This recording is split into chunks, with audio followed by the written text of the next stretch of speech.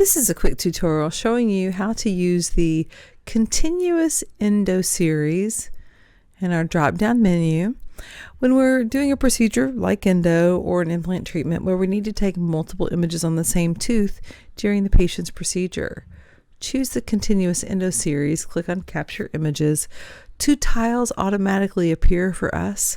When we're ready to start capturing images, we would click on the Start Progression Capture, and now we are choosing our tooth that we're working on. If we need the deciduous tooth control, click on Tooth Control, use the arrow down, choose Deciduous. Tooth Control, find the adult to switch those. So let's say we're going to work on tooth number 8. Sensor ready. We see the sensor ready, we take our image. Sensor ready. It moves automatically to the next tile. We take our image. It produces tile 3 for us. Sensor And ready. when we're ready to stop, we can double click on the image and take a closer look at this image. We have all the tools available for us here, the options, if we needed to flip or rotate. We do have some enhancement tools here, as well as our enhancements in the lower right hand corner of our brightness contrast and our magnifying. When we're ready to get out of here, we can click on close and go back to our image and continue working on the patient. When we're ready for more images, click on number 4, Start Progression Capture. Sensor ready. Take one more image. Sensor We can ready.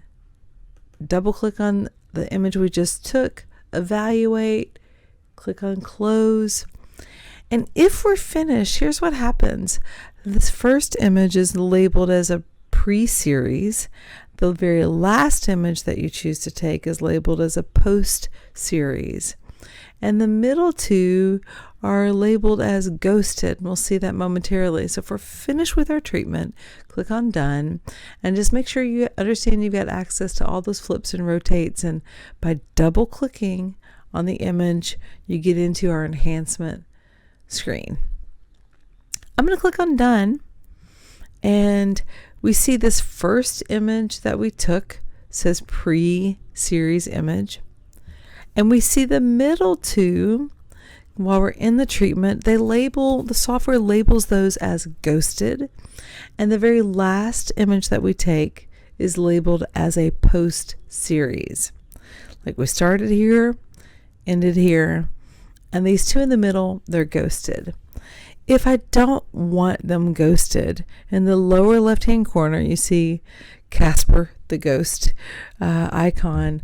I simply can highlight them by holding the control button and selecting both of them, and now I can left hold, drag and drop onto Casper the ghost and unghost them. So I'm going to say OK, and now those images will just say taken, and I don't have to be concerned if I'm displaying my ghosted and retakes. The retakes is the blue curved arrow. Personally, I always like to have that box checked. I want to see on the screen all of my retakes, and should I choose to use the ghosting toggle there, I can. Ghosting is really like an image that you might prefer to delete. It's not necessary that you see that, and you can always choose to display it. So that's our choosing our continuous Endo series. We've taken multiple images on the same tooth. Nice, easy workflow.